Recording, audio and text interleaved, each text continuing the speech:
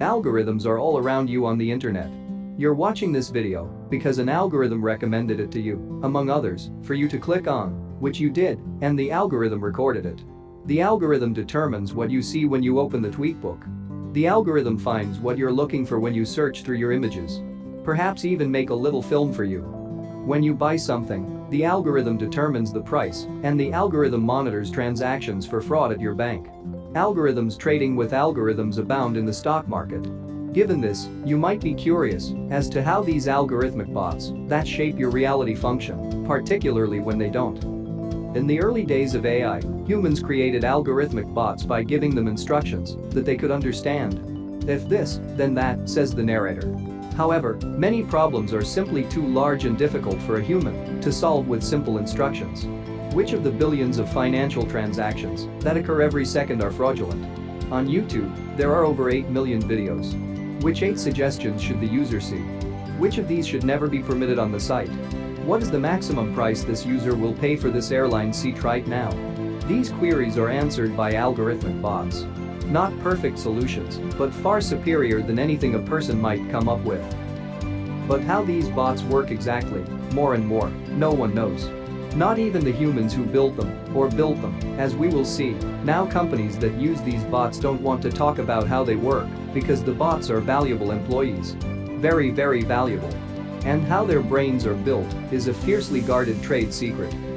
Right now, the cutting edge is most likely quite. We hope you like linear algebra, but what's trendy on any one site right now, and how bots work, is and always will be a bit, we dunno. So let's take a look at one of the most charming but understandable ways bots can be made without knowing how their brains function. Let's say you want a bot that can identify what's in a photo. Is it a three-legged creature or a bee?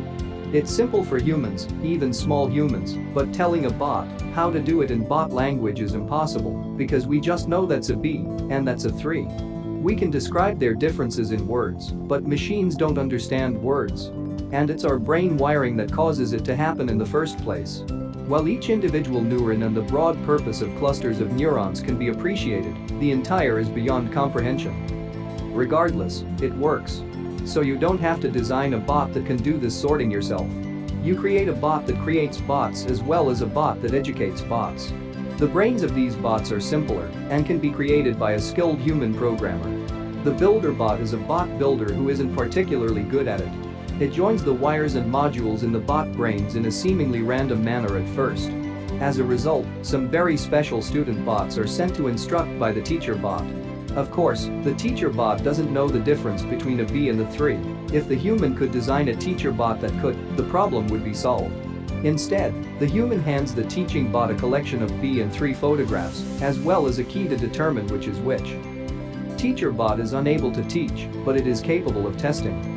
The cute student bots stick out their tongues and try their hardest, but they're terrible at what they're doing. Bad, it's not their fault. They were designed to be that way. With their grades in hand, the student bots march back to the builder bot in humiliation. Those that performed well are set aside, while the rest are recycled. Builder bot is still bad at making bots, but it's gotten better at copying the ones that are left and combining them in novel ways. They are returning to school. Teacher bot teaches, tests, and builder bot constructs once more. And then there was the 3rd time, and the 4th time, and the 5th time, and now, a function object native code who builds at random, a teacher who doesn't teach but tests, and pupils who can't learn. They just are what they are, should not work in theory, but it does in fact. Because builder bot's slaughterhouse keeps the best and discards the rest in every iteration, and partly because teacher bot isn't in charge of a one-room schoolhouse with a dozen students, but an infinite warehouse with thousands. The test consists of 1,000,000 questions rather than 10. How many times does the test cycle repeat itself? As many as our need. Students that survive at first are simply lucky, but by combining enough lucky bots, maintaining only what works, and randomly playing around with new copies of that, a student bot develops that isn't lucky and can perhaps barely differentiate Bs from 3s. As this bot is copied and modified, the average test score climbs, and the grade required to advance to the next round grows as well. If you keep doing this, eventually a student bot will emerge from the infinite warehouse, slaughterhouse, who can differentiate a B from a 3 in a snapshot it's never seen before. But neither the instructor bot, the builder bot, nor the human overseer comprehend how the student bot accomplishes this. Neither does the student bot. The wiring in its head is immensely convoluted after keeping so many useful random changes, and while an individual line of code may be comprehended and the broad function of clusters of code may be dimly appreciated, the entire is beyond comprehension, but it still works. But this is infuriating, especially because the student bot excels at only the types of questions it has been taught to answer. It's amazing with images, but worthless with videos, and it's perplexed if the photos are upside down or contain things that are clearly not bees. Because the teacher bot is unable to teach, the human overseer can only give it more questions in order to lengthen the test and include the types of questions that the best bots get wrong. This is critical to comprehend. It's one of the reasons why businesses are so fascinated with data collection. Longer tests equals better bots, and more data equals longer testing equals better bots. So, when you take a website's "Are you human?" test, you're not only proving, ideally, that you're human, but you're also contributing to the development of a test that will allow bots to read, count, distinguish lakes from mountains, and distinguish horses from humans. Have you been getting a lot of questions regarding driving lately? What could be the purpose of creating a test? Now, determining what's in a photo, or on a sign, or filtering movies necessitates humans performing sufficient testing. However, there is another type of test that appears on its own. Humans are used in the tests. For example, what if a completely fictional YouTube encouraged users to watch for as long as possible?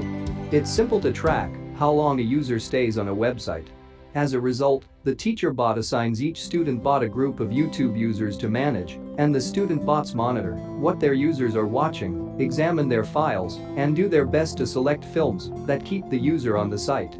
The greater their test score, the longer their average. Build, test, and iterate. After a million cycles, there's a student bot that's fairly effective at keeping users interested, at least when compared to what a human could create. When people ask, how does the YouTube algorithm choose videos, it's a different story. Again, there's no good answer other than pointing to the bot and the user data it has access to, as well as how the human overseers order the teaching bot to score the test. That is what the bot is attempting to excel at in order to survive. But it's impossible to tell what the bot is thinking or how it thinks. All that is known is that this student bot becomes the algorithm because it is 1% better than the previous bot at the test that the humans devised. So, behind the scenes, everywhere on the internet, there are tests to enhance user interaction, or to set prices just right to maximize revenue, or to choose the postings from all your friends that you'll enjoy the most, or the articles that people will share the most, or anything. It's teachable if it can be tested. Well, teachable, and a student bot will emerge from the warehouse as the domains algorithm.at least for the time being. We're used to the idea that the tools we use, even if we don't understand them, someone does, but with our machines that learn we are increasingly in a position where we use tools, or are used by tools that no one, not even their creators, understand. We can only hope to lead them with the tests we write, and we'll have to grow used to it because our algorithmic bot pals are everywhere and they're not going anywhere.